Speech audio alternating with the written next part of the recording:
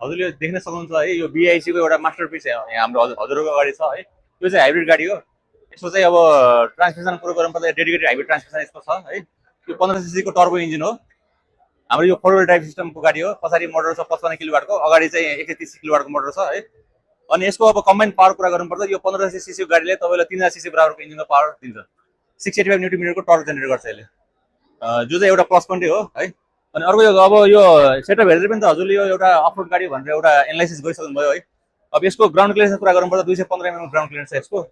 अनि अफरोड भन्नेको साथसाथै यसमा अब 4वटा अफरोडको मोडहरू छ गाडीमा।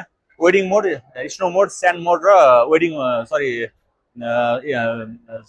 वेडिङ, स्नो मोड, स्यान्ड मोड, 4वटा मोड भयो। यो 4वटा मोड चाहिँ हाम्रो यो अफरोडको लागि पर्फेक्ट मोड्सहरू हो।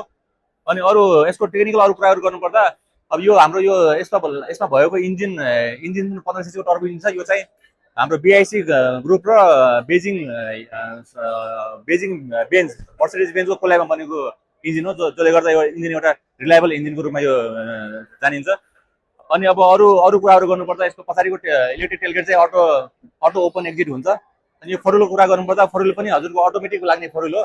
यसमा कुनै स्विचर हुँदैन। यो चाहिँ गाडीको डिमान्ड, गाडीको स्पिड, इन्जिनमा पर्ने लोडहरूको क्यालकुलेसन गरेर चाहिँ अटोमेटिक लाग्ने कुराहरू यो। प्राइसको कुरा गर्नुपर्दा के छ? अब प्राइसमा अब नाइमाको अहिलेको स्पेशल अफर चाहिँ 1,20,00,000 छ यसको प्राइस चाहिँ। Thank you.